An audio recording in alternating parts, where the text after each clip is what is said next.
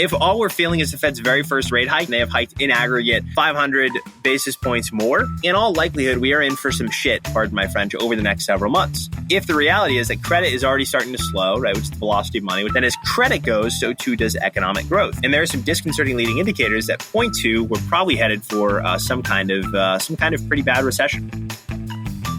This is Decentralized Radio. I'm Tristan. And I'm Ryan. The goal of this podcast is to help educate you on how to live your most optimal life. We will host industry expert guests to shed light on topics that matter. We are not gurus, rather two individuals who have had to pave their own path to health and vitality, independent of the centralized systems that plague modern society. All right, everyone. Welcome back to another episode of Decentralized Radio. We got Joe on the line. Joe, how's it going? I'm fantastic. Thank you so much for having me. Really excited to talk with you. Yeah, so I think we've been connected on Twitter for quite some time. Definitely share, similar passions in Bitcoin and health and fitness. And yeah, it's been a long time coming, I guess. So it's good to connect and see what's going on. Joe, you got like a good pulse, I was saying, on kind of the state of the market, all markets, I guess, right now, the macroeconomic landscape. So I'm really curious to dig into that. But maybe to give the listeners some background first on who you are, what you do. How did you kind of get into, the Bitcoin space and kind of, being on top of, the running the Bitcoin layer and all these things? How did you come to be in this space? Yeah, absolutely. So, initially what I wanted to do was basically exactly what I'm doing now. But it's a very, you can't necessarily go on LinkedIn and scan for, jobs to be a markets analyst. It's kind of a very niche thing. If you want to do it, chances are you won't be working independently. You'll be working on a desk somewhere, some crummy desk in Boston where I have an hour and a half long commute despite only being 20 minutes outside the city. So not something that I wanted to do. And so I took a different route. I published my research independently on Twitter. I went to college up at UVM, and one of the cool things that they had was complimentary Bloomberg terminals. And I promise you, I'm not making this up. I think I was like the only one in my entire class at the business school that took the school up on that offer and got a complimentary Bloomberg terminal subscription. And I hammered the hell out of that, pardon my French, for basically the entire time that I was up at school. The unfortunate thing was we got sent home for COVID in March of 2020.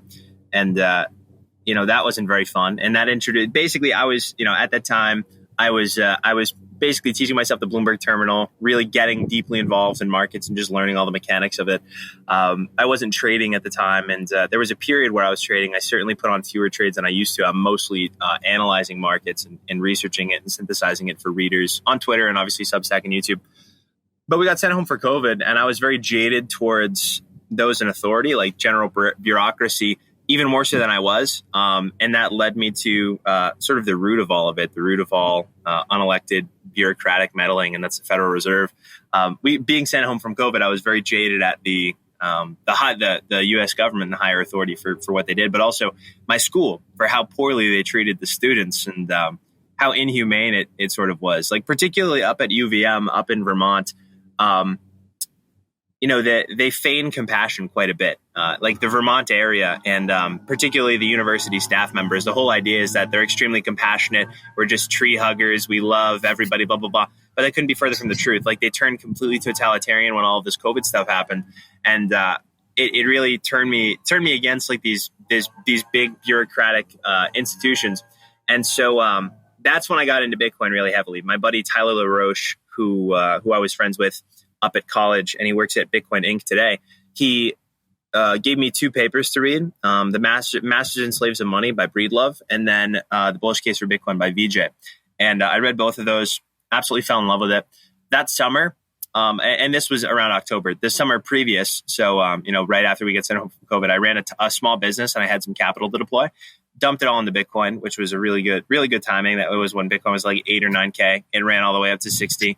And, I was shitting myself because my tiny little baby investment of just a small 5-figure sum was now worth way more than I could even imagine. So I got hooked initially for the anti-establishment aspect of it, and the idea of sound money, right? The sort of the root of all evil being this perpetual credit expansion, and the deleterious impacts it has had on our global economy, productivity, livelihood, all of that. And the way that credit markets function is just this extremely skewed incentive structure that encourages and incentivizes just taking on as much debt as possible, even when you don't need it, and that leads to huge capital misallocation. And that's what I got into Bitcoin for. And I the number go up kind of surprised me. It wasn't initially the reason that I got into it. But even today, I still view Bitcoin as it hasn't changed. I view Bitcoin as an asset that you want to allocate to if you want to shield yourself from all of this nonsense. This regime of continually expanding credit at lower and lower and lower rates, people just taking on debt because that's the game, because they have to. You have to play the game or you'll die. And at an individual level, at a business level, and at a nation level, this is something you can allocate to hedge against that. If you think that is going to be what happens in perpetuity, then that's something you can hedge yourself against. And so now, basically, what I started doing was publishing my research on Twitter around spring of last year, spring of 2022. And then Nick Bhatia saw my research and he brought me on board to work with him on the Bitcoin layer. And now we've turned it from a Substack publication into a full-blown media outlet on all podcast platforms, on YouTube, on Substack, and of course, still ripping Twitter very, very often. But yeah, that's a little bit about me, where I started and what I'm doing. Yeah, I think that's such a cool journey. And yeah, like you're saying, I don't think there's a lot of young people that probably went deep like you did. So clearly you saw you could like take an advantage, and then that path led to Bitcoin, which is awesome. But I'm curious, how drastic was that like mindset shift, or that awakening for you? Like before all this, I guess you're at UVM, so it's pretty liberal up there. Like were you pretty on board with everything that was going on, and then this was just like a total wake up call? Or like how drastic was that shift? Yeah, so it certainly wouldn't be as drastic as it wasn't as drastic as it probably would have been for your standard UVM student. Growing up outside of Boston, I grew up, thankfully, my county is extremely red. So my county is extremely conservative, and that's good. I was brought up in a Christian household. We became jaded from the church for a good deal of time because they stopped preaching the Bible entirely, and they started preaching about like world events, and then they would draw it back to the Bible with these loose analogies. And so we kind of jaded from the church for a while, but we found a new church. We've been there for almost a year now. But backing it up, thankfully, I had a relatively conservative upbringing. And the reason I went to UVM was because A, it's beautiful, and B, they gave me the most money, right? I applied to a whole host of all of the Massachusetts colleges, I got into the state schools, and I applied to the Boston colleges. Your MITs, your Harvards, your BU, your BC, your Northeasterns. The only one I got into was Northeastern, and also BC. But neither of them gave me basically any money. And so I couldn't go there because that would be extremely stupid for a business degree student. At the time, I wanted to go for medicine. I wanted to go to school for medicine. But I ended up going to UVM because they gave me the most money. But thankfully, I went into this environment, not because I really agreed with the student populace, but because I was, they gave me the most money and it was a beautiful campus. And also the business school, the benefit of being in the business school is that most people lean that way as well. Right, most people don't go to business school, and they enter as these, kind of liberal hippie types. They generally go in more conservative as you can get in Vermont. And thankfully, I was in that environment, right? So it wasn't too huge of a paradigm shift when I discovered Bitcoin. I was already sort of that mindset, despite living in Massachusetts and going to college in Vermont. I certainly don't think. Thankfully, I'm blessed that I didn't have that kind of upbringing. And so when Bitcoin came to me, it seemed so incredibly natural and so incredibly obvious. And thankfully, it came to me in that fashion rather than the fashion that I know a great deal of people take, which is these crypto scams, right? The quote unquote crypto, which is all this big affinity scam. Surrounding Bitcoin, what Bitcoin has been able to do with no marketing budget on its own, just by pure virtue of what it stands for as an asset.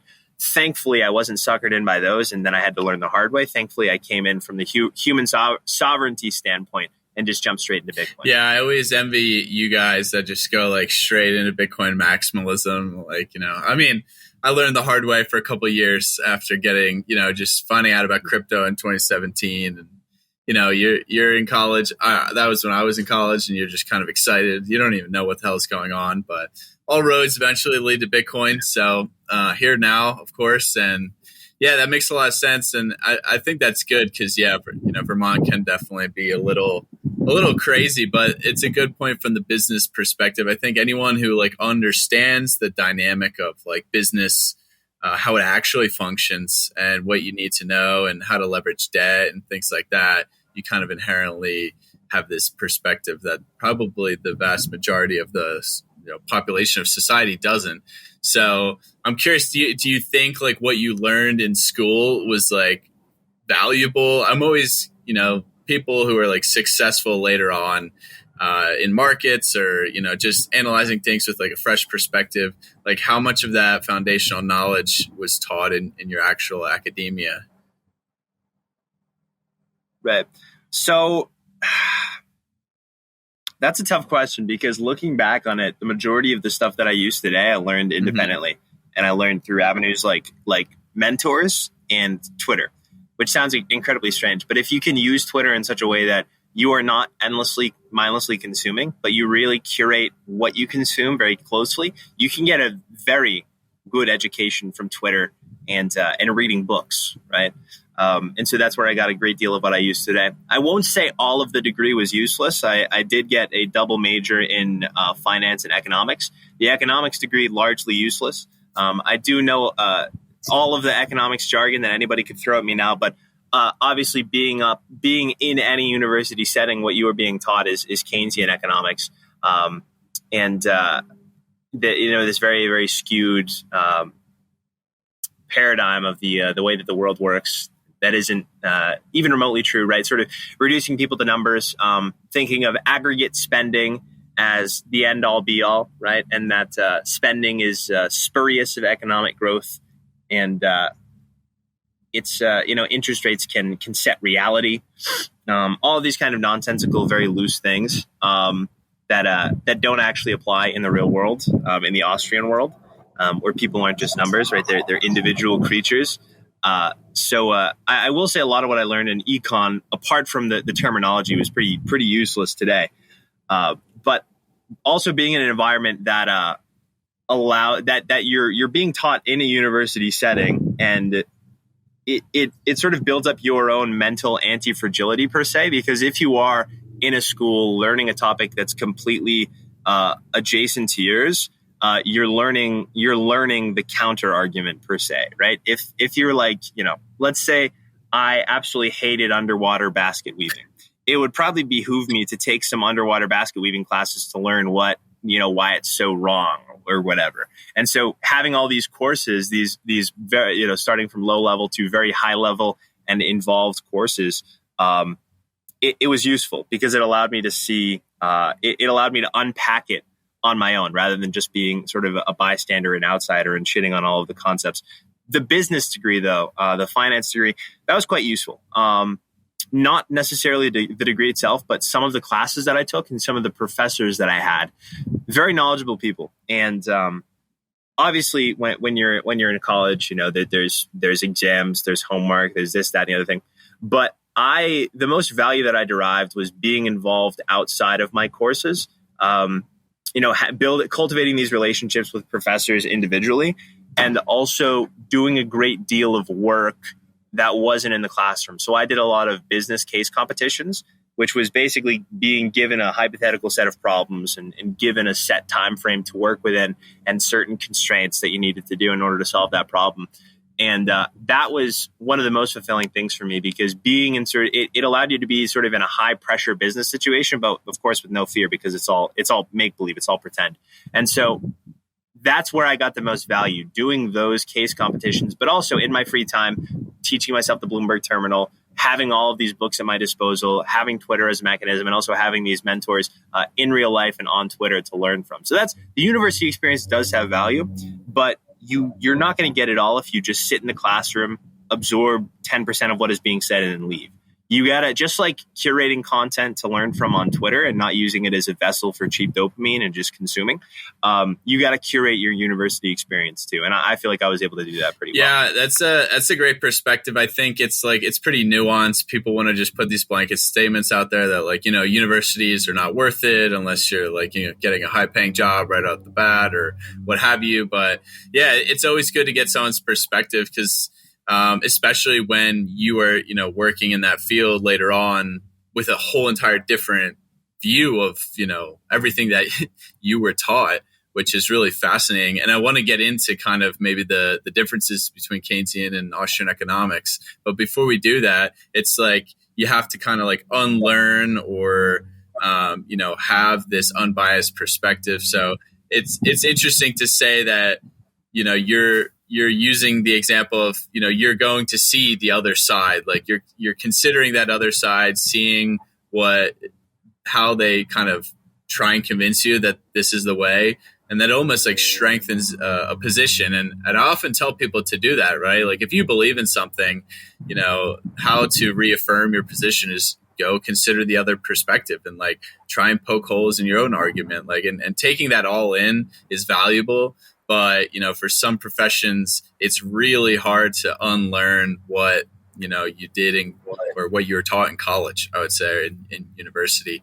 And for me, I feel like it's nice, as an engineering student, but I'm really into like health and Bitcoin. Like I never had any like preconceived really like bad notions. There's just kind of, I didn't go to medical school. I didn't go to school for business or economics. So I'm kind of like, it was like a fresh slate. But it's obviously for me, engineering it was a good starting path. But of course, I don't use like a vast majority of the classes I took. So I think it's different for everybody, but it's what you make of it. And Twitter is a great example too.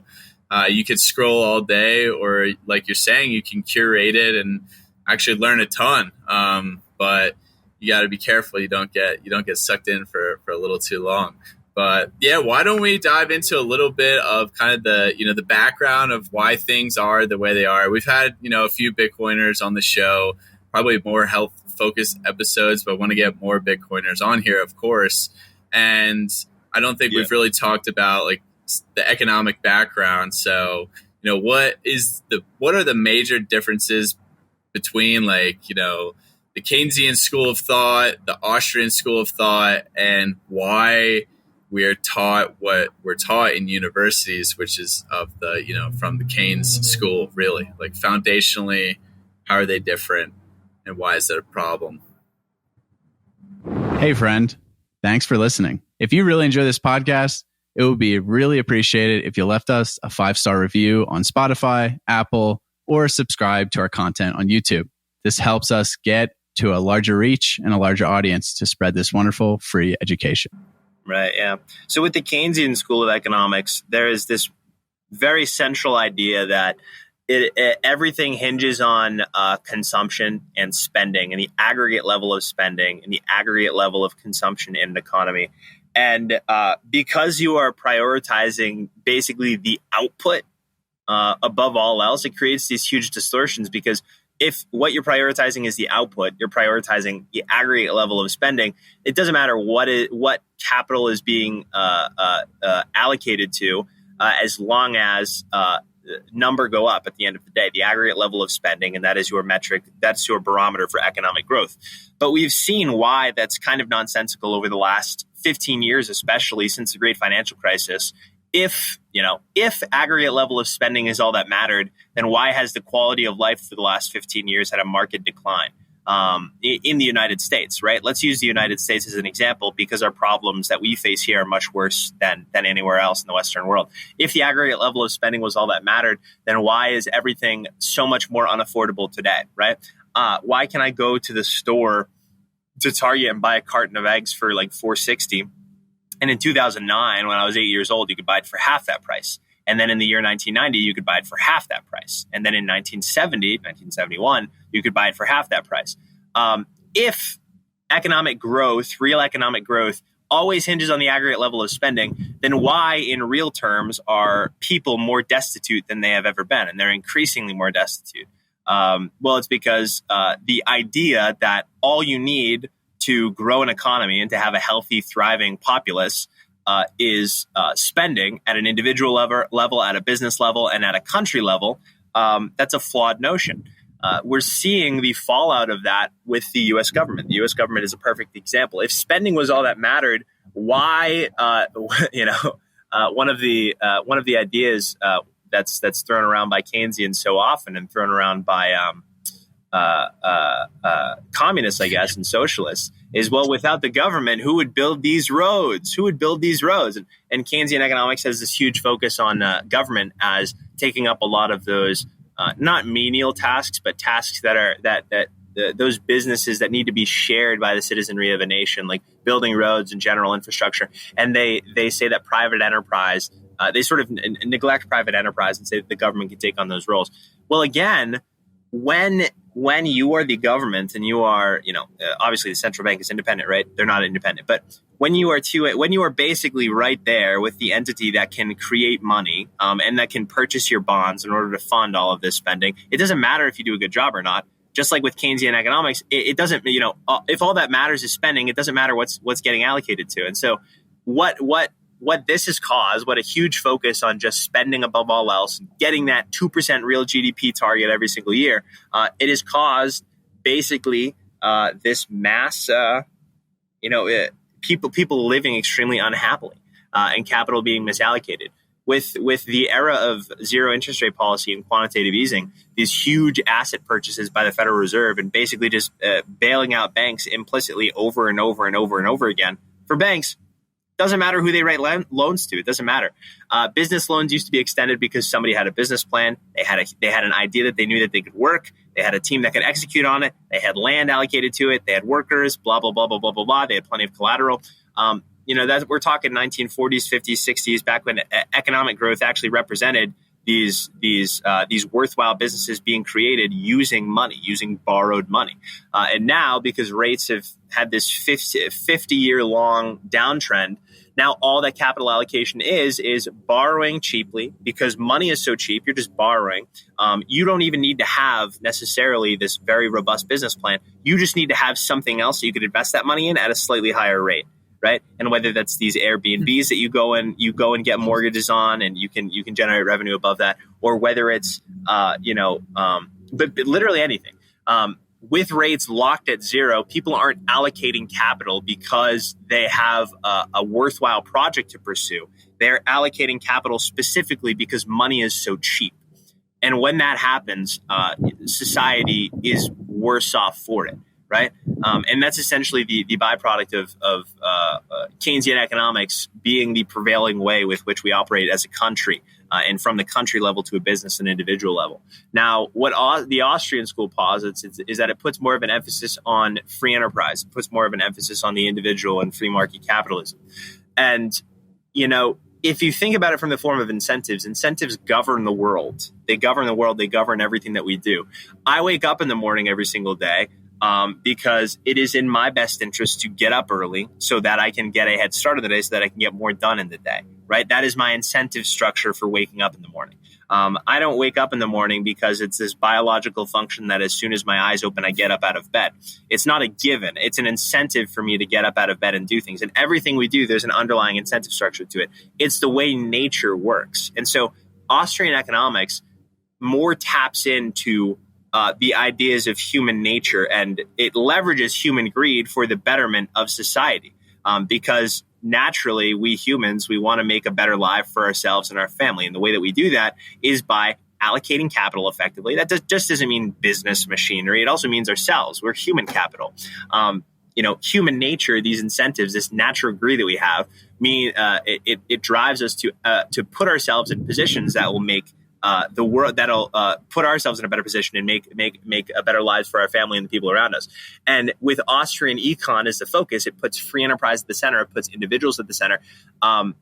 It's essentially emphasizing that individuals go out, they build a business, and they generate a positive, real return on their investment in order to build a better life for themselves. And the only way that you can do that in an Austrian world where the government isn't at the center manipulating interest rates down is by borrowing at a positive real interest rate only because you know the business you're going to pursue is going to be worthwhile and it's going to be a lasting business. You're not borrowing for the sake of borrowing because interest rates are so low.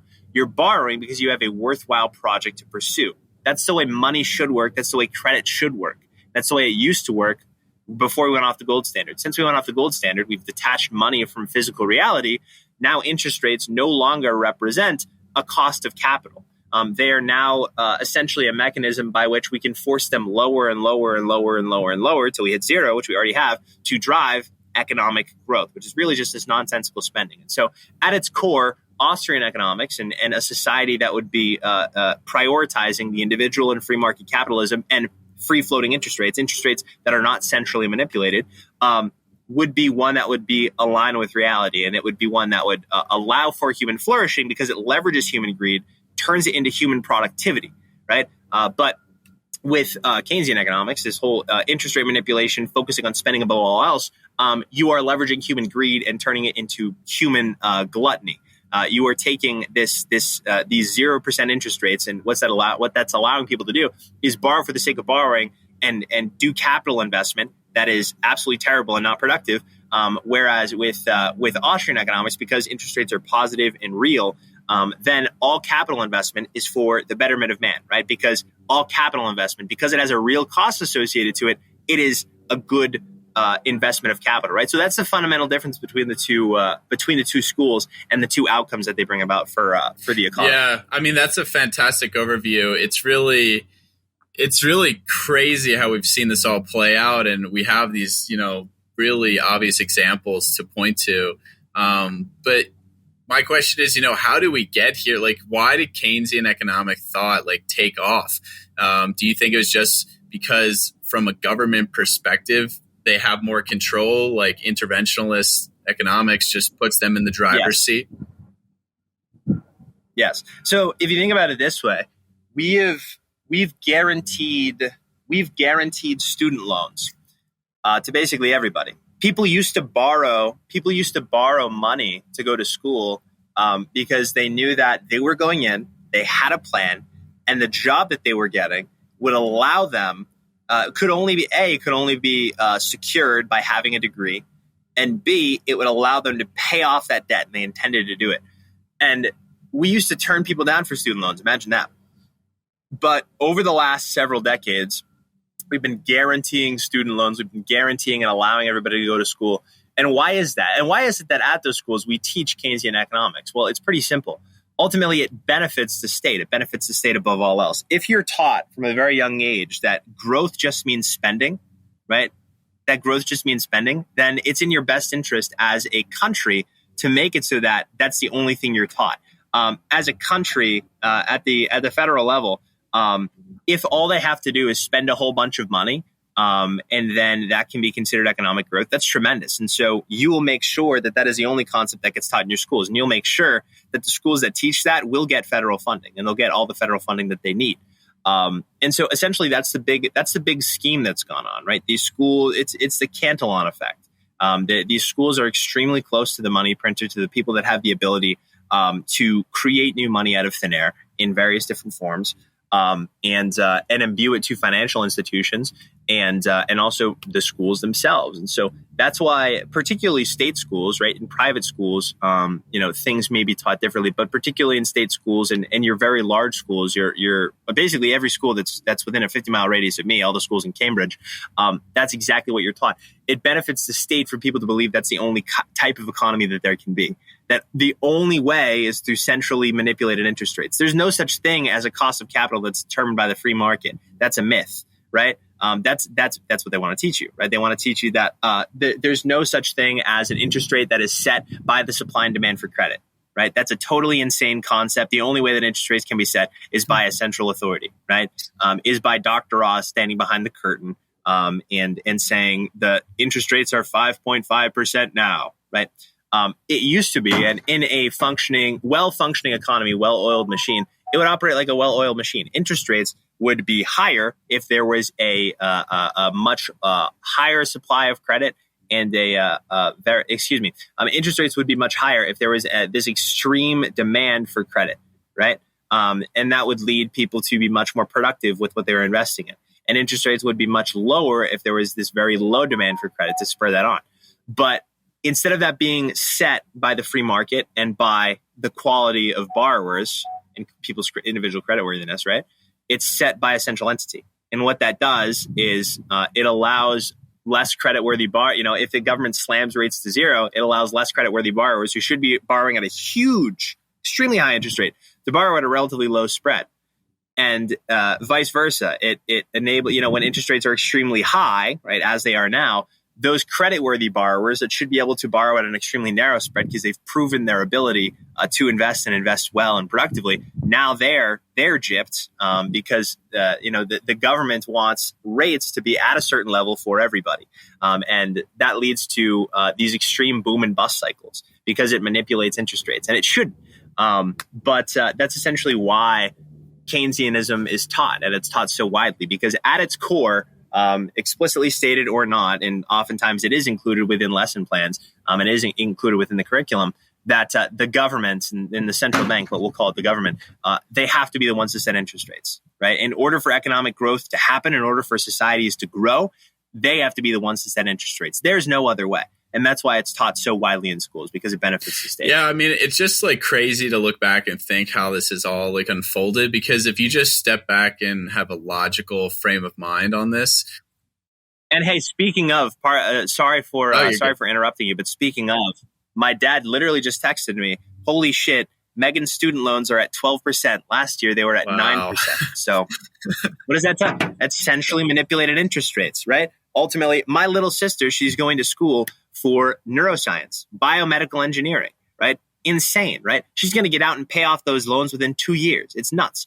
But now she has to pay 12% annually, right? And so the more creditworthy borrowers who are going to school for a worthwhile thing, they get gypped too when the government raises interest rates. And so it's this big mechanism. It's like trying to drive a small, tiny, like one of those toy cars for children as like a 7 foot tall man.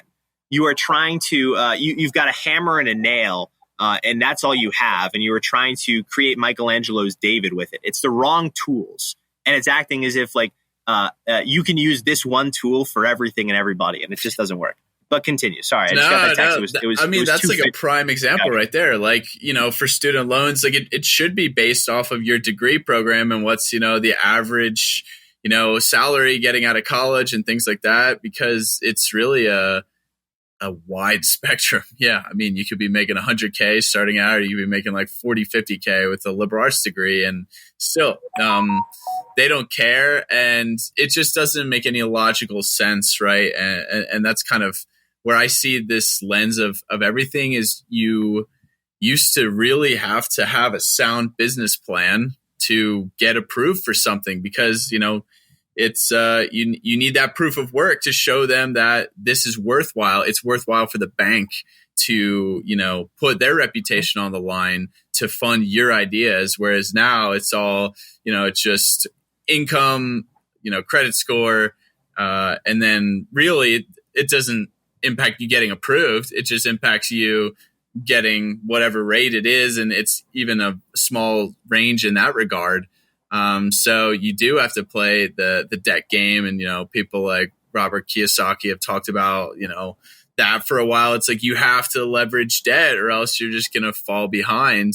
And it's insane to think, how we've gotten to this point. But you talked about the boom and bust cycles as well being a result of this.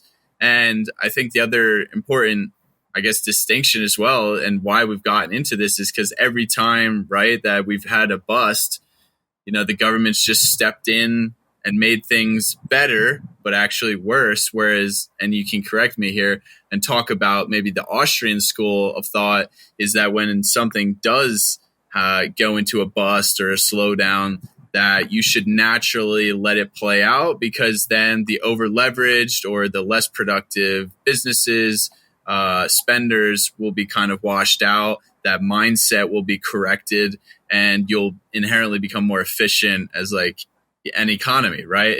And it should take maybe less time, or I don't know if that's true, but that's the Austrian like way of thinking, right?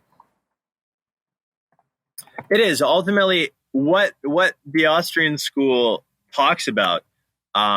And what it posits ultimately is that there needs to be economic destruction.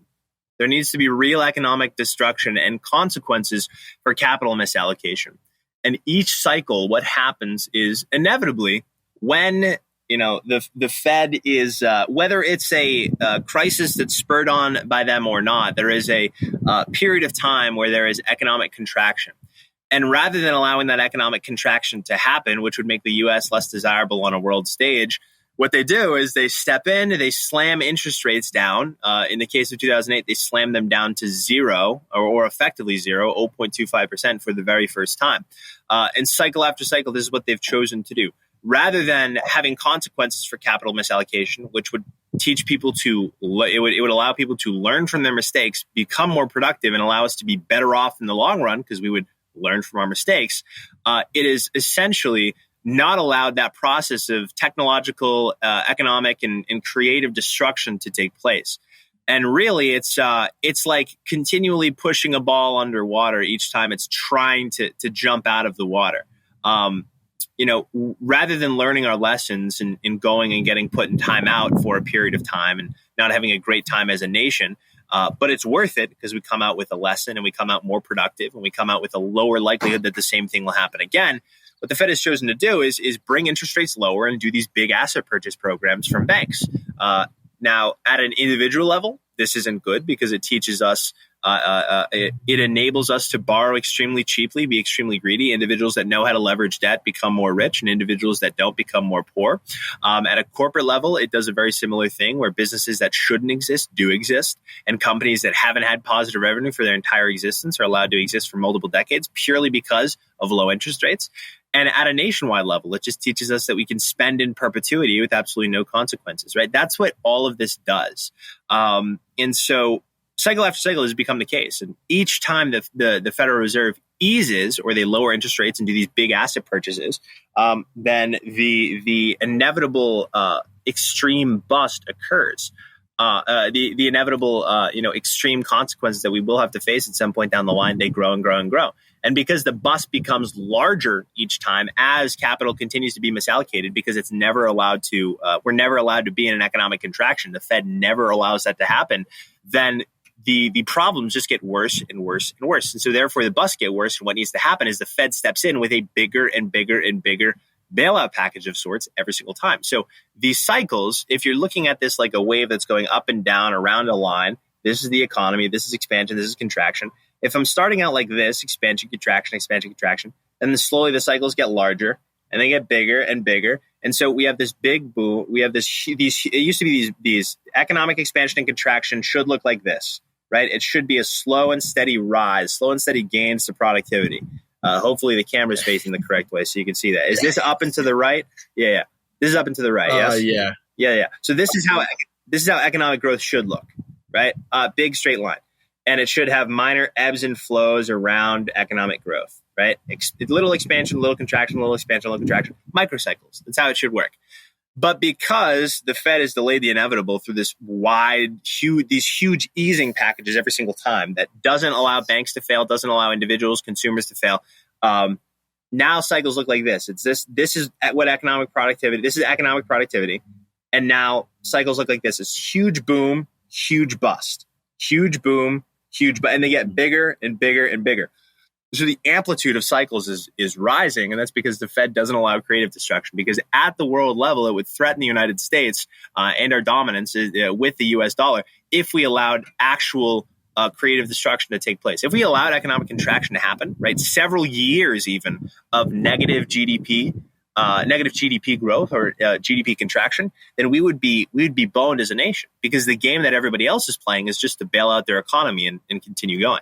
And so as long as this is the world's game, it's got to be the United States' game of just perpetual bailouts to banks, to individuals, to financial institutions by slamming rates to zero and then starting anew. And it just pushes the problem down the road and widens out the amplitudes of these cycles. Yeah, I mean, the volatility is just increasing. It's incredible. And yeah, like you're saying, it's getting worse. Like we see these just companies, like, I mean, I see it in the fake food companies, right? Like the Oatly, the Beyond Meat, like they're spending $100 million in marketing a year.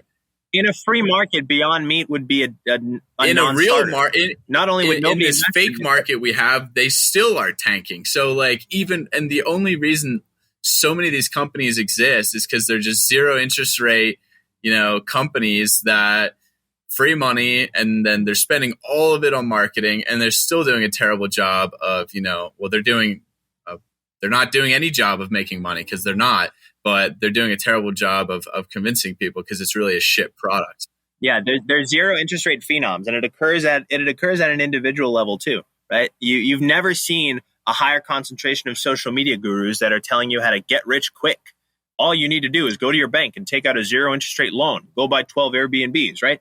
You've never seen that before, and you're only seeing that because cheap money exists, and cheap money only exists because of the Fed. And someone's selling a guide on, how to sell a guide so you can make money to sell a guide. That's literally it. I mean, it's several layers of nonsense and narcissism, and misallocated capital. It's almost like people have become numb to like spending as well. And I think that's also a byproduct of Keynesian economics that people don't talk about, is they just don't value their money really highly. They just spend it. Consumerism is through the roof, and they're just happy to spend their money on worthless crap that doesn't provide them any fulfillment or inherent value in their life, just because they think that's what is the right thing to do. And as a matter of fact, increased spending is not leading to that higher value or that higher whatever metric you're mentioning earlier, happiness and fulfillment in life. It's crazy how, if you just strip it back down to an individual level, it's like, oh, okay, if someone came up to you just peer to peer with a business plan that was like pretty bad, you probably wouldn't lend them money. So, maybe you would, but then it might be, all right, you don't really seem like you have a good business plan, or there needs to be more concrete evidence and things worked out. So right now, the best I could do is like 10, 15% interest, because it just doesn't seem like a good plan. But if you come back, with more concrete evidence, more work, then maybe I'd be okay doing 5. And that's like, just think about it in general. If like someone came up to you and asked you to borrow $100,000, like what would you say? You'd be pretty apprehensive, but in reality, the banks don't work like that anymore. So yeah, it's just wild to me. And there's so many fiat company examples like this, and it's crazy. But here we are. It's a good transition, because what's happened? We had COVID, we had a crash, printed all this money, and kind of suppressed any real response to COVID with a whole bunch of interventionist policies. And now we've had this inflation. It was 9%. Now it's down to 3%. Maybe we can talk about if that's even accurate. But now we've raised the rates quite a bit. Inflation's come down, and we're at this very unique spot. So maybe why don't we start with CPI and inflation, CPI and the raising of rates? Because ultimately I want to get into, what do you think the Fed's going to do, and soft landing and everything like that. But CPI and the raising of rates, does the raising of rates inherently actually fix inflation? And why is CPI kind of like a BS indicator anyway? Are you interested in 100% grass-fed, grass-finished bison meat? I'm excited to be a partner with Falls Family Ranches. Based in Wyoming, Falls Family Ranches is raising high-quality bison meat the way nature intended. As a native large ruminant of North America, bison is one of the most nutrient-dense foods you can consume. If you're interested in trying out their bison boxes, use code Tristan, Tristan, 10 for 10% off your first order. Right. So, the Keynesian school, it's taught that like, you have all these models. You have models where unemployment and inflation are inversely correlated. You have these models where the level of interest is or the level of inflation is a byproduct of where interest rates are. It's all kind of presumptuous, but there's a little bit of truth to it. If boil it down to basics, right? Second, third, fourth, fifth order effects. when the Fed raises its policy interest rates, what that does is it drags up other front-end interest rates across the economy out of necessity. If the Fed is offering 5% at its facilities, everybody else has to offer higher than 5%, because if the Fed is the risk-free lender, because it has the ability to create money, then it's in your best interest to offer more interest. And when the Fed raises its policy interest rates, it essentially influences all front-end rates up along with it. And so U.S. Treasury rates included. That is the biggest, most liquid borrowing market in the world. People own U.S. Treasuries because where the hell else are you going to put all those U.S. dollars? You can't exclusively have loans. And so what do banks do? What do money market funds do? What do global companies and global banks do? They buy U.S. Treasuries. The issue with raising rates is twofold. I'll talk about the issue it has for the U.S. government. The downside for the U.S. government is that obviously Treasury rates are being they increase as the Fed raises its interest rates. It drags up front end rates, but it also makes it, in doing so, it makes it so that the Treasury has to issue bonds. It has to issue its bills, notes, and bonds all the way from 1 month to 30 years at a higher rate because the on the run U.S. Treasuries are trading higher. Off the run U.S. Treasuries are trading at a higher yield, right? And so you have to issue at a higher coupon. And that makes it more expensive for the U.S. government to actually fund that. And if you have weak tax receipts like we do now, how do you fund those interest payments? You fund it with more debt issuance. So it's this big cycle. And that's what we're in right now. But at an individual level, does raising rates bring inflation down? Like I said, it's like, the Fed only has a hammer. The Fed is basically trying to influence people at an individual level to spend less money, and all it has is a hammer. That's it. It has a very, very blunt object. And now it has another tool, which is big asset purchases, QE. By buying a lot of U.S. Treasuries from banks, it does help to influence. Well, there's argument about this, but I will keep it extremely simple. QE, in a way, it does bring down interest rates because if you buy a shit ton of U.S. Treasuries, it's going to influence rates on off-the-run securities down, right? If the U.S. Treasury market is $20 billion and I'm the Fed and I buy $10 billion of U.S. Treasuries, the yield on that is going to go down because the price goes up, right? So the yield goes down on that. And so it's kind of inarguable in my mind, at least, that QE brings rates down. So it has two tools to influence interest rates, big asset purchases and setting its policy rate. But both of those have long and variable lags, really long and variable lags. It takes a while from when the Fed hikes its interest rates to when that actually leads to tighter lending standards for businesses and consumers. We're starting to see that now. It has like a 12 to 18 month lag effect. And we are, of course, 15 months into when the Fed first hiked its policy rate. And so if you think about it, really what we're starting to feel right now with consumers taking on less credit for the first time in 28 months is the first rate hike in March of 2020. And the Fed has hiked an additional 500 basis points since then, right? Now and so if all we're feeling is the Fed's very first rate hike, and they have, which was 25 basis points, and they have hiked in aggregate 500 basis points more, then in all likelihood, we are in for some shit, pardon my French, over the next several months. If the reality is that credit is already starting to slow, right, which is the velocity of money, which ultimately, because Keynesian models are the way that they are, and we live in a credit-based economy, and a central authority manipulates interest rates, then as credit goes, so too does economic growth. If we live in a credit-based economy, and the economy is so incumbent, it's so reliant on these very low interest rates. Now rates are being jacked up at their highest rate in several decades. And there are some disconcerting leading indicators that point to we're probably headed for some kind of pretty bad recession headed up. And the risks are no longer towards inflation, but deflation. In a way, rate hikes impact inflation. Rate hikes impact price inflation. It all also has to boil down to inflation expectations. Think about it this way. It's kind of strange, but I suppose it kind of makes sense because it's all about the individual and what individuals think. If people think prices are going to go up, and this is what the Fed's argument has, and there's some validity to it. If people think prices are going to go up, then they will go out and they will make sure that they spend now, right? So if inflation expectations, in other words, are high, people will go out and spend, which will raise prices even more. But if people think prices are going to go down, then they hold off. They don't spend as much. And so a lot of what has brought inflation down this cycle has been about inflation expectations. Usually, like we have market cycles, but we also have sort of shared societal perception cycles. If we think prices are not going to go up forever, if we think they're going to go down, then we're not going to buy as much stuff. And so with the Fed hiking rates, it has this extremely lagged pass-through. But if by the Fed hiking rates, people think, oh, this means prices are going to go down, so they stop spending as much, then prices will go down. So it's this very interesting thing. But at the end of the day, price inflation is caused by people buying things, right? And why do people buy things? Because new money is injected into the economy, fiscally and monetarily, directly to people or directly to businesses, right?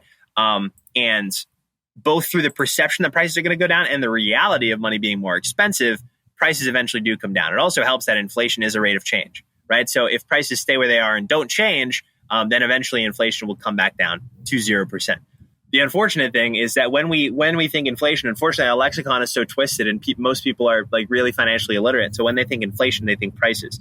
And when we say inflation has come back down, most people will think, oh, prices have come back down. But that's not the case, right?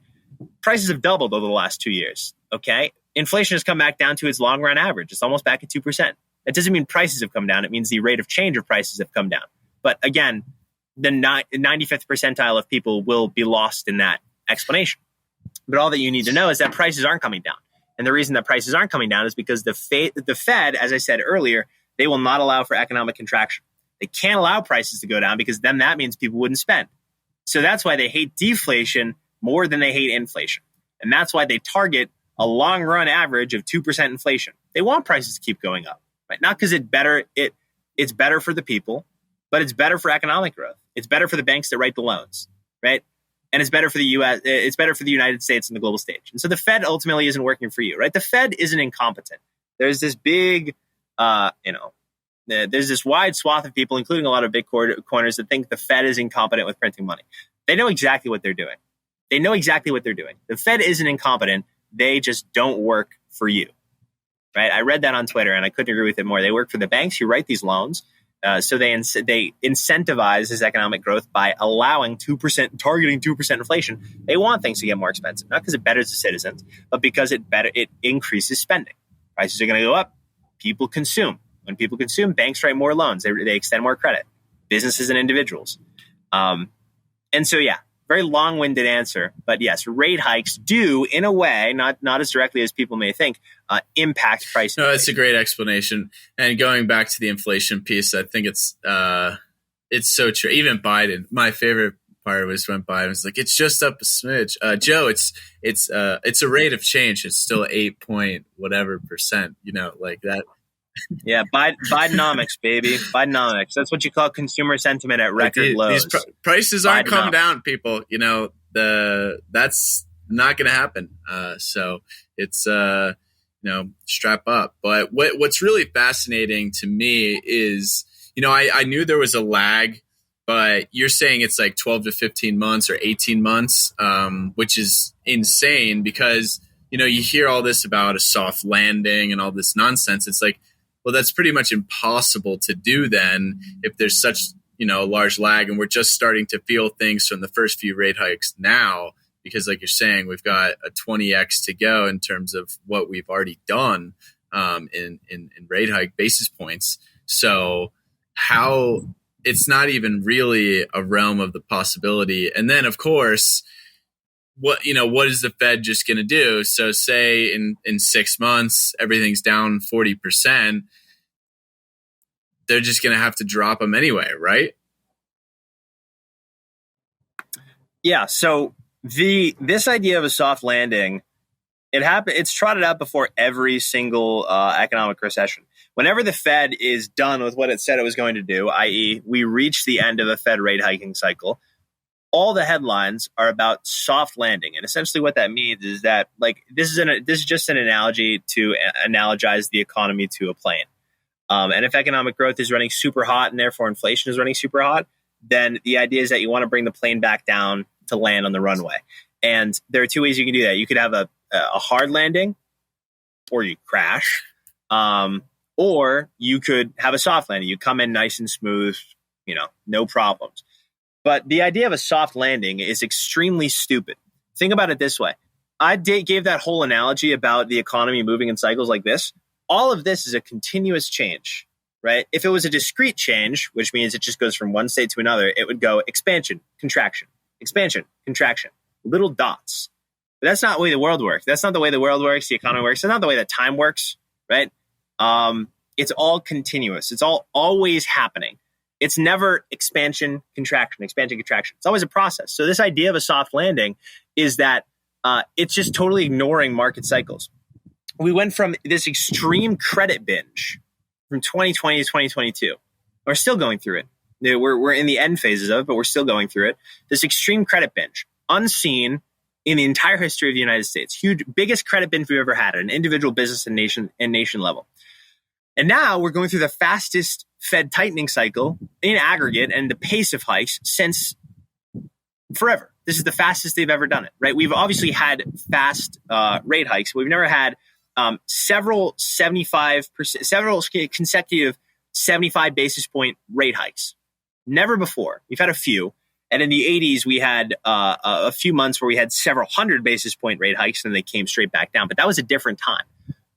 In modern times, so think about it this way. If you just take it to its logical conclusion, market cycles are continuous. They're not discrete. They don't go from 1 to 0. They're going from expansion to contraction. So if we came off this huge expansion and now all of a sudden, all the jet fuel has been taken out from the economy with going from 0% interest rates to 5.25, 5.5, right? All the jet fuel has been taken out. How on planet Earth do we land on the runway without crashing? How does that happen? Particularly given market cycles. It's just these soft landing headlines. It's not anything to take too seriously at the end of the day. Whenever the Fed approaches its peak rate hiking cycle, and you can go back through time, Michael Cantrow created an indicator on the Bloomberg terminal for this, the amount of times that the phrase soft landing has appeared in headlines. I can't find it anywhere. I wish I could. But this cycle is the most that the word soft landing has appeared in news headlines ever. And he made this metric. And so this is true. The most often that the word soft landing has appeared in headlines ever. But this always just appears when the Fed is approaching the peak of its rate hiking cycle and the economy hasn't unwound yet. But like I just said, long and variable lags. The Fed approaches the peak of its rate hiking cycle. It gets there and it can stay there for a little while. And then they start to kick in. Then credit slows down. Then bank lending slows down. Then the spreads at which businesses have to borrow goes up. And then they can't afford to borrow, so they have to downsize. They sell assets, they go, or they fire people, or if things get really bad, they default. And then lenders, they take a hit. Sometimes lenders go bankrupt. They extend less credit. And it's this vicious cycle. It doesn't happen until a year or more after the Fed starts hiking interest rates. And so we haven't seen that yet. But you always see these headlines. Basically, in so many words, you always see these headlines in the transient period between when we approach peak rate hikes, peak tightness, and the economy hasn't unwound yet. That's the period we find ourselves in right now. This little Goldilocks period, right? Where the cost of capital is high, but it actually hasn't hit the real economy yet. But make no mistake, right? Cycles are a thing. Cycles haven't disappeared, right? Time hasn't stopped flowing. The world is still round, and cycles always have a downturn. Yeah, I mean, maybe some people do believe it, but I don't know. It's hilarious to me. But what I'm curious is, I think right now, and you know this for sure, is like, Powell and what people are predicting the Fed, like a year from now, rates will be what, like high 3s or low 4s, like, so they'll be down like a little bit. But like in reality, if, shit hits the fan, like it probably will, don't you think they would just bring them back down to pretty much zero or lower than what's forecasted currently? So the reason the Fed is hiking so much right now, a school of thought, Randy Woodward, a friend of mine from Twitter and several decades in the bond market, extremely bright gentleman. Everyone listening to this should go follow him on Twitter at The Bond Freak. The reason he says that the Fed is hiking so much right now is so that they have room to cut. And they have room to cut, not back down to zero. And that makes sense. Think about it this way. Powell is trying to restore his credibility and restore the Fed's credibility. He doesn't want to be known as the guy who in 2019 stopped hiking rates and restarted QE because the repo market had a one-day cash shortage, right? The Powell pivot has now entered the FinTwit and economic lexicon the world over, and he doesn't want to be remembered for that. He doesn't want to be remembered for the softy Fed chairman, right? Particularly entering his 80s. He doesn't want to live his life and die as the soft Fed chairman. He wants to be known as the guy who brought inflation back down to target and was extremely stringent and stuck to his word. So he's trying to restore his credibility, and he's trying to restore the Fed's credibility as an institution. If we just think, oh, the Fed will never allow a recession to happen, the Fed is a joke of an institution, it's a sham of an institution, then all of a sudden, this interest rate targeting no longer works. Its game no longer works. It can no longer influence what it wants to influence in the market, because that's largely what it does. It doesn't set things. It attempts to influence them.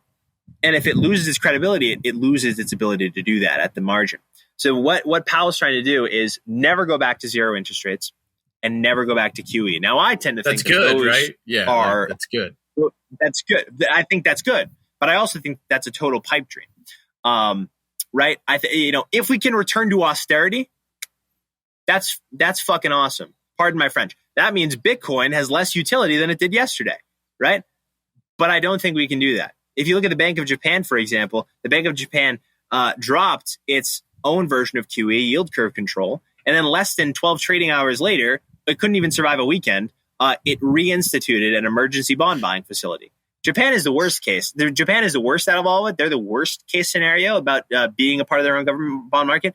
But if you extrapolate that out to all other nations, which I think is applicable over the next many decades, I don't think we can ever exit our government bond market. I think we're a perpetual player there. And I think we're also a perpetual player in keeping interest rates artificially low. I think this is a game that we can't drop. Being austere just isn't in the cards at a nation level, at a consumer level, or at a business level. I think we have passed the point of no return for that. So I think these tools and the abandonment of them that Powell is seeking, I think that's not going to last for a very long time. And I think that we're going to return to the era of quantitative easing soon enough. ZIRP, zero interest rates, I don't know. I think we can survive for 4 years, maybe a decade or two, keeping rates at a positive level. At a positive real level, maybe not, but at a positive nominal level, potentially, right? I think inflation is going to have to run hot over interest rates in order for the government's debt burden to be alleviated. I just don't think we're going to be able to pay it down. I don't think austerity is the answer. I think Powell wants austerity to be the answer. I think he does want to abandon QE. He does want to abandon ZIRP. He has said that. But I just don't think it's going to be possible. And so the reason the Fed is hiking now, right, even though they're going to have to probably cut interest rates later, is because they are hiking now because they'll have to cut later, right? They're not stopping now. While the going is good and the economy hasn't unwound, they're going to get those little incremental hikes in. So that by the time they have to cut, they don't have to cut all the way back down to zero. Yeah, to me, like when I hear him talk about the landing or whatever, that's what I understand is like he thinks or he wants to keep interest rates positive and not go back to QE. But I just don't think that's realistic, especially because when stuff does go bad, the pressure put on politicians and everything is just like, at that point, you've already dug your hole in your grave and, everyone's just going to call for, just do something. Right. And that inherently always leads, to the problem. And that's what happened during COVID, too. I think everyone was so afraid and there was so much backlash. Just like, oh, you got to do something. And, that was Trump's downside as well. Right. So it's fascinating, the psychology of how that happens. But, it's not going to get better because it already has so much momentum, right? In this regard, though, is there any way to really fix the system at this point? Do you think? Yeah, it would be a return to austerity, right? And it all starts with the government level, right? Cutting 50% of government jobs or more, reducing the size of our standing army. Those would be a start, right? And people think that, that would threaten us at a global level. No, it wouldn't, right? We have the US dollar and US treasuries, the most deep and liquid global capital market ever. People think that we enforce our will and the dollar. What is the dollar backed by? It's backed by our military. No, the dollar is backed by the dollar, right? We lucked out in Bretton Woods. The entire global economy over the last several decades has been built on top of US dollar rails. It's entrenched. It's not going anywhere, at least for several decades. And it's definitely not being replaced by another fiat currency, right? You can't unplug it like a video game cartridge and plug it back in. That's what backs the US dollar. The US dollar backs the US dollar. Okay. And US the widespread use, right? Like the entrenchment. Yeah. Precisely. Yeah. Precisely, the entrenchment. And so what I would do to fix this system is a return to austerity. First, at the fiscal level. More than half of the government jobs that we have, we don't need. Don't need them. Get rid of them. Okay. I would also introduce age limits to Congress. I would introduce age limits to basically all public office. Okay, if you are over 60 years old, which seems pretty young to some people, I think 65, the age that most people retire, I think should be the age that government officials are no longer allowed to be in office. And that's obviously, well, what if we have a nice old wise president? Ultimately, we need people in Congress. We need people at the highest in the highest halls of power. Who are actual people and not people suffering from, who are slowly withering away and dying. We need young people up there. That's the first thing that I do. The first two things that I do, right? A return to austerity, slashing 50% of fiscal spending, cutting 50, 60, 70% of government employees, and then introducing age limits. And I think you'd fix 60% of the problems that we face as a nation, and particularly with the money, over the next many decades with those two decisions alone. I think it's just rather because cutting spending will then allow us to alleviate a debt burden, or what? Why would that be so impactful? Yes, because we wouldn't need to spend as much, so we wouldn't need to borrow nearly as much, and so the problem of this interest burden wouldn't be as high, right? We would fix the interest burden problem by not spending so goddamn much, so we wouldn't need to issue debt, which would have more interest that we need to pay off by issuing more debt. And as tax revenues get more and more and more and more expensive, as people earn less, it just becomes a bigger issue. That's what I would do, right? I would cut government spending by an extreme degree. I would also make it so that laws around commerce were less bloated and people got taxed far less for their businesses. If we want, as a country, if we want actual economic growth, then we should be incentivizing creation of businesses, not creating new and unique ways to tax people. You can't, lift yourself up by standing in a bucket. I don't remember who said that, but ultimately you can't tax a nation into wealth, right? What you can do is you can create an environment within which businesses can thrive and then real growth can happen. And so that's what I would do, right? Ultimately, I would make wholesale changes to the way that we operate as a country and the way that we incentivize business creation and our tax structure. And that's not just the businessman and the serial entrepreneur and me saying, I don't want to pay as many taxes. I certainly don't want to pay as much in taxes. But from a purely objective standpoint, I think that that's the way you do it. That's the way you save your country, and that's the way you save your currency. And then you're incentivizing, creating real value for society instead of just, propping it up with consumerism, right? Yeah. Bringing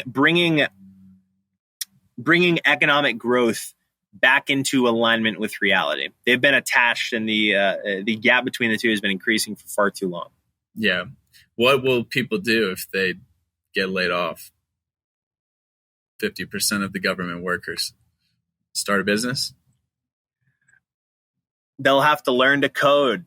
They'll have to learn to do something productive. Yeah, I thought you would laugh at that. That was a joke about all the. Remember when they told all the truckers to go learn to code after they said that they were going to go? they should learn to code. No, but in all seriousness, right? If we had an environment where we had several thousand, if not million, several hundred thousand, if not million small businesses, and we were a nation that wasn't as reliant on international commerce. And of course, we will always be. We are globally interconnected. That's never going to change. But if we had individuals who relied on themselves and relied on the small businesses that they owned, we wouldn't need this massive conglomerate, this massive octopus in order to fund everybody's occupation. If we keep heading in the direction that we will, the majority of jobs, and they already are, will be government jobs. That shouldn't be the case. 50% of U.S. GDP shouldn't be from government jobs. That shouldn't be the case. It should be from people going and working for other corporations, large and small, and building their own businesses. That's how you grow as a nation. And that's also how you make it so we don't, slip into this silly totalitarian state where everybody's old and geriatric and fat and dysgenic and eating bugs all the time. Yeah, and there's just more redundancy across the chain, right? Like you just have more options, more security from the supply chain perspective. So yeah, it makes total sense to me, but in reality, I don't think any of that's going to happen. I'm optimistic that maybe it's not as bad, and I don't know, but I guess that's why we have. And that's why there's Bitcoin. It allows you to position yourself adjacent to that tomfoolery at an individual and business level. If you can't leave the system, if you can't exit it, there's an asset you can allocate to that can shield you from the harm. Yeah, and that's what I was about to say. Is like talking about Bitcoin. How do you see kind of that playing out, especially, I guess, in the short term? If everything, it's really interesting for me because right now I think, a recession's clear. you can talk about the COVID crash, but Bitcoin hasn't really gone through a full blown recession in the U.S. Since it's existed, and we've been in this 13-year bull market minus COVID crash, and that got suppressed anyway. And yeah, I'm curious to see what you think about that, because the other thing I'm curious is, and it depends on QE and everything, is just like how long this is going to play out, right? Because you have just the metric of government intervention dictating kind of how long a recession would go on for. But obviously we have the halving next spring. The fundamentals of the scarcity of Bitcoin are not changing, or they are changing, I guess, from the halving perspective, but that's known, and it's kind of interesting timing, uncanny actually. So, but I know everyone's still very bullish, of course, based on just everything in the macro world. Yeah. I think that, by the time the next halving rolls around, I don't think that Bitcoin will be near a new all-time high or its previous all-time high. If we think about it this way, like we've never entered Bitcoin has ever been, exactly like you said, in a real prolonged recession. We had that micro recession in 2020 that was met on the other end with colossal fiscal and monetary stimulus that we've never seen before. We've never seen like a prolonged, actual painful recession for Bitcoin. And being the most high beta risk asset out there, right? Being the most sensitive to risk taking in the overall economy. And you have this huge decline in risk taking as a result of the recession, and risk assets sell off hugely. And they're in an actual prolonged bear market. Bitcoin stands to hurt more than most. So yeah, I don't, over the next 12 months, I'm not particularly bullish on Bitcoin, right? If I were to phrase it that way. Purely because of the macro backdrop, right? We're seeing monetary destruction at a level that we've never seen since the 1930s, since 1933, from a money supply perspective. And if Bitcoin is the world's most porous sponge for liquidity, and liquidity is getting decimated and probably will stand to into the early stages of a recession that's hopefully not too long, then it doesn't have a lot of liquidity to soak up, right? So I'm not particularly bullish on Bitcoin, even heading into its supply schedule being cut in half. That, of course, is a huge bullish catalyst, and ceteris paribus, it will cause the price to appreciate significantly. But you also got to factor in the amount of people that are going to be selling into that event and following that event in order to capitalize on those higher prices, particularly as we head into this risk-off period. So, even though the halving is from a supply schedule perspective, ceteris paribus, if demand were to stay completely constant, then, of course, price would skyrocket. But I don't think demand is constant. I don't think demand will be constant through that period heading into the recession that we're going to be entering. Yeah, I mean, to me, it just doesn't make sense. And I started to see some, the 100K meme calls coming out on Twitter, and I'm just like, oof, like, guys, I don't know about this. We're at the cusp of, potentially the worst, recession in quite some time, and just uncertainty across the board. Like I feel like it's never been more obvious that for sure things are slowing down, right? In 08. But it's difficult. It's difficult to make those calls when the masses aren't saying them. A lot of people will consider themselves like an independent thinker of some kind. But then when all of the stars are aligning for a very, very large deflationary bust and recession to ensue, but nobody else is saying it, it's difficult for a lot of people to make those calls. And it's like you just look at like the NASDAQ, just like ripping all new highs the past month. And like, how is that even possible? Like, and I know it's driven by just like a handful of companies, and still, it just, logically to me, I think it makes a lot of sense. And you're looking at like way more data, of course, than most people, and it's really interesting when you take all these data points, the labor market, discretionary spending, a lot of leading indicators, and on top of just the logical fact that we've hiked rates so high, and we're just starting to feel them now. And the real estate market, I keep a decent tap on, and you see examples like Austin, right? You talk a lot about the Airbnbs. I know a lot of people in Austin, just like it's down 30-40% because everyone's Airbnbs are gone, or they get called back to the office, which is really just a friendlier way to lay them off. So it's interesting, but it doesn't mean that we don't have to, we have to cancel being bullish on Bitcoin for like 12 months out or 24 months out. I think it just, might be a little sideways or not as bullish as people think in the short term. Yeah, you can't fight the market. You can't fight the market. You gotta. I love narratives as much as the next guy, but we need to be realistic. We know what Bitcoin the asset is, and we know how it trades and behaves, and so we got to objectively recognize the macro environment we find ourselves in. I would love the narrative to be that the Fed won't allow a recession to happen, and it'll allow the good times to keep going, and it'll cut rates imminently to zero before a recession begins, and start pumping liquidity into banks with asset purchases, and we'll be fine and dandy and headed to 100K by the next halving. I would love that to be the case, but it isn't. And how Bitcoin trades and the asset that it is, we got to be realistic. So here's the next question that ties into that is that what we want? Like, so inherently we're talking about Powell's mindset actually being relatively decent. It's a good thing what he's trying to do. It may not work out, like he's saying, but it's probably good for the economy, for the individual. But then Bitcoiners, kind of want to see this hyper Bitcoinization. They want to see the system blow up so that we can start anew. But that might be a very chaotic world. So, what do you think, is kind of the best way for progress to really happen? Do you think, quick and painful, get it over with, or hopefully we have a longer transition to a more, Bitcoin standard?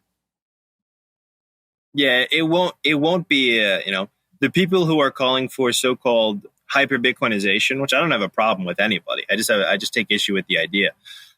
You don't want to live in that world, exactly like you said. In the world that Bitcoin heads to $1 million tomorrow, there would be riots across every street in America. There would be extreme pandemonium, chaos, buildings collapsing. It'd be terrible. You wouldn't even, it's difficult for the human mind to envision what kind of awful situation we'd have to be in as a country for that to be the case. You don't want that. You don't want imminent collapse of your global monetary order, right? That's not so your favorite asset can go to $1 million. Okay, good. Well, now you have what are you going to buy? Right? Your global monetary order has collapsed. What are you going to buy with your Bitcoin, right? It's going to be a more slow, multi-decade transition towards austerity at the individual level. People are going to allocate to these assets because they understand that it's either I borrow cheaply and invest in slightly less cheap things to earn a positive carry and hopefully survive, or benefit in an outsized fashion by just allocating to an asset that appreciates as these cycles keep going. And it's going to be that, right? It's going to be people allocating, businesses allocating, nations allocating away from these currencies who are incumbent on perpetual credit expansion and towards this hard money that, who has a fixed supply schedule in perpetuity. And also, of course, other hard assets, gold, silver, whatever. And it's going to happen over several decades, right? These cycles are inevitable. These expansion, contraction, and unless the Fed can get back on this horse, it's just going to get, the amplitude is just going to continue widening out. It's going to get more severe each time. And so if that is the case, and I believe it will continue to be the case over several decades, and I believe the way that mass adoption occurs is just by people naturally allocating to it over the course of several decades. I don't expect a rate of change, like all of a sudden the rate of change flattens out into 2022 and then, oh my goodness, because that would involve the global monetary order completely collapsing, right? I believe, and I continue to believe, that it will just be a slow and steady realization at an individual level, like myself has. I know that I am not a unique individual in this world. I know that there are thousands, millions just like me who are realizing what is happening every single day and making the choice to allocate to money that isn't their home currency. I'm not unique. And if this is a paradigm shift for the world, which I believe that it is, then it's just going to continue over several decades. People are going to allocate to it at an individual level to hedge themselves away from this system that's just going to keep doing this, right? Going to continue. These cycles are going to continue widening unless austerity comes into the mix, right? If fiscal austerity comes into the mix and we can do that sustainably, it'll be a different scenario, but I don't believe that'll be the case. So I think the path of least resistance and the path of highest likelihood will just be slow and steady adoption over several decades as people seek a way out. Yeah, and I think people just underestimate how long it takes for things like this to play. Like, Bitcoiners, we champion being low time preference. Well, I think you really need to dig into that because it's really selfish and hypocritical to say that you're low time preference and then also say that Bitcoin is going to be one of the most widely used reserve currencies in our lifetime, right? It's kind of main character-ish of any of us to say that that's going to happen in such a short time frame. If we are saying, oh, we're low time preference. Yeah, exactly. And again, I think it's true. We want it to be slow. We want more people to kind of realize the principles that they need to live their life by are, important, and get back to a more sovereign, contributing real value to the society and allocating cash to things with actually inherent value and not just consumerism.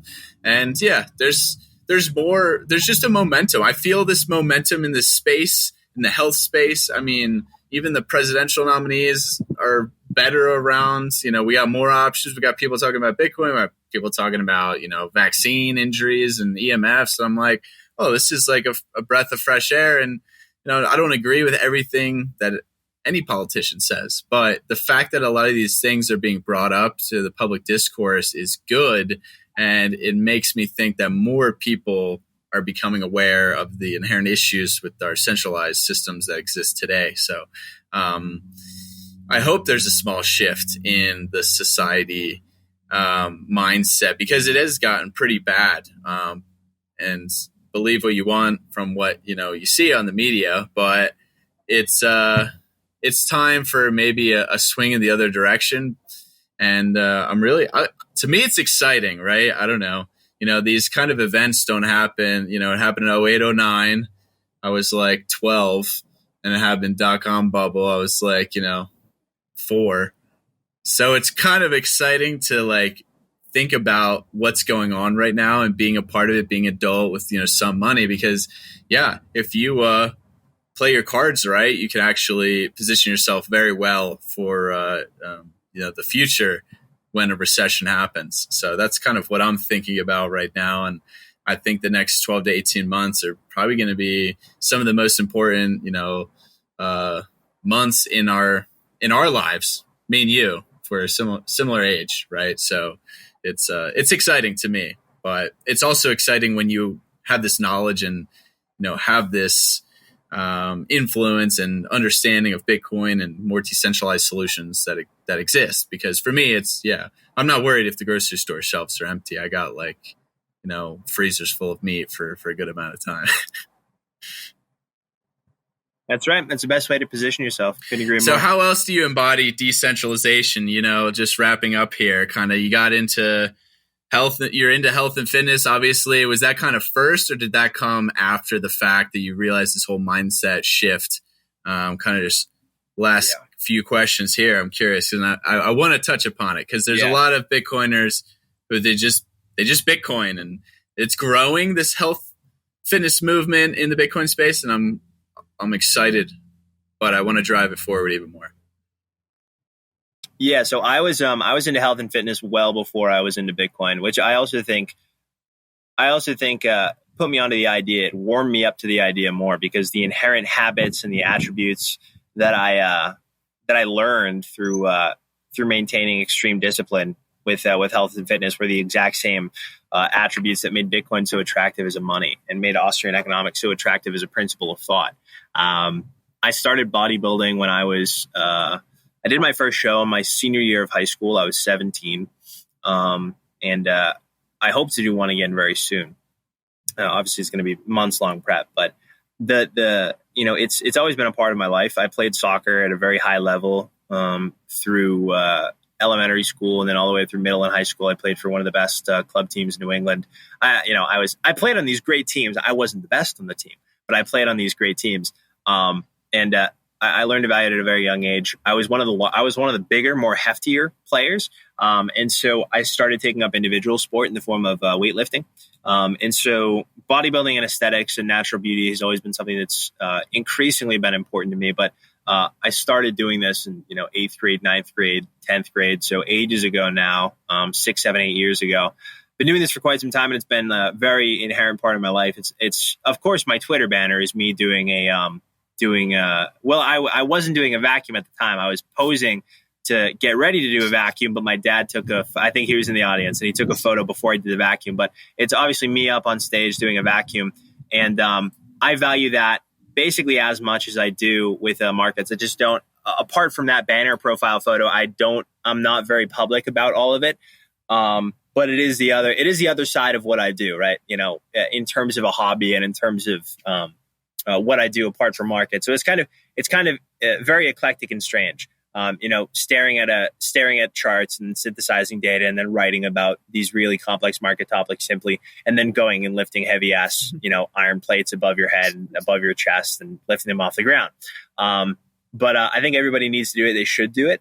Ultimately, health and fitness, particularly now, the way that social media has evolved and what I'm seeing younger generations younger than me do. I'm very happy to be born when I was and have the great friend group that I had throughout high school, because nowadays, right, social media used to be, let's talk like MySpace. It used to be you had to search up someone's name, find their profile, and then ask to be a friend, and then they accept you as a friend. And then Facebook introduced the timeline, and now you could scroll, and it had pictures and images.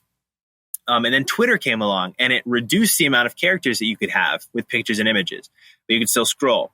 And then Instagram came along. It made the images the main focal point, and it reduced the amount of text that was visible on the screen. So now when you're scrolling, it went from having to search up a friend, following them, and then using it as like a communication platform, or basically like a perpetual high school yearbook. That's what social media used to be. It used to be social. It used to be an online high school yearbook. And it morphed into, with Instagram, the image takes up the entirety of your phone screen, and you stare at it this close to your face with extreme blue light all day long. It disrupts your sleep. It destroys your prefrontal cortex. It fries your dopamine receptors, because your reward system, rather than going out and earning it, right, like you do at the gym, like you lift heavy ass stuff, you earn it, and you have that rush of adrenaline and dopamine that you've earned, or by doing something difficult that you don't want to do. Now dopamine can be earned just by staring at your phone a few inches away from your face. And TikTok has made it even worse. It took what Instagram did, which was make images the focal point, and now it has subsumed the entire screen. So now it's not just a section of the screen with an image, it's the whole screen. And so we've evolved from having to search for a friend and having an online yearbook, basically, for adults, to the entirety of the screen filled up with a big image that's super dynamic. And people no longer have attention spans. They've lost their attention spans. They've lost their internal dialogue.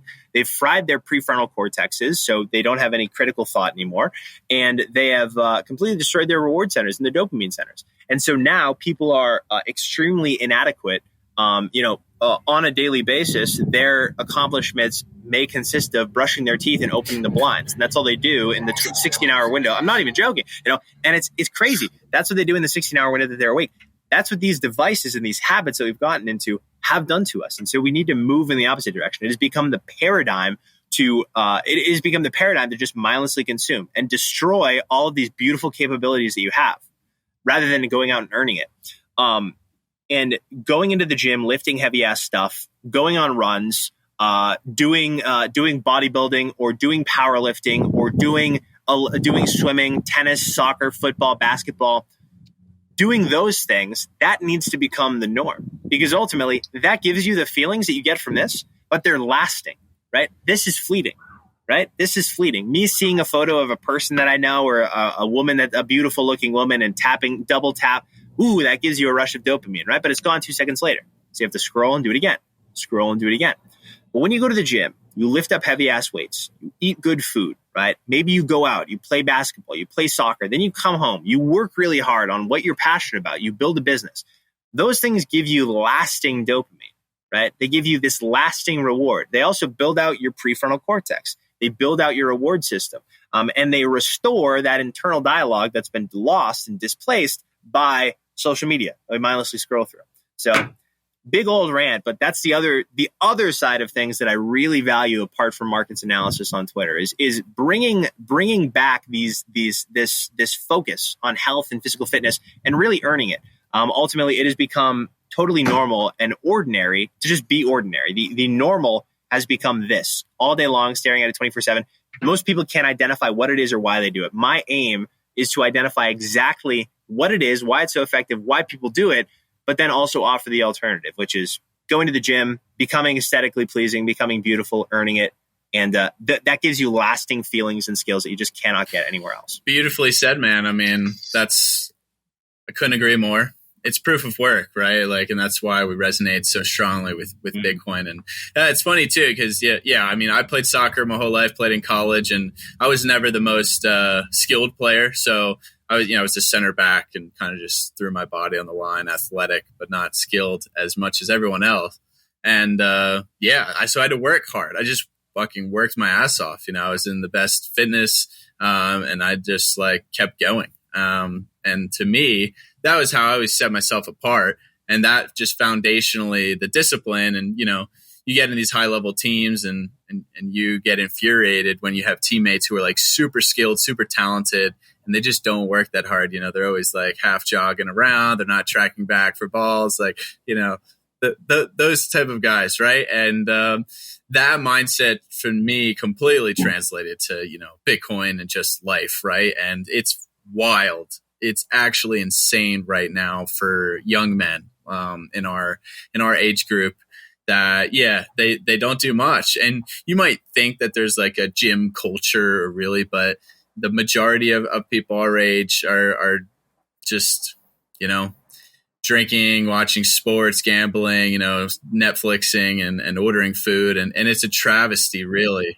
And that's precisely why we, why it's never been easier. No. It's never been easier to succeed because the bar is all the way down here on the floor. It's so bad. It's never been easier to be like in the top 1% of like anything. It doesn't even matter what your metric is. Like, even if your mindset, happiness, fulfillment, and it's so true. Like, that's why I do the stuff that I do, like go out and do these intense hikes. Cause it's like, there's nothing more fulfilling than that. And it sucks.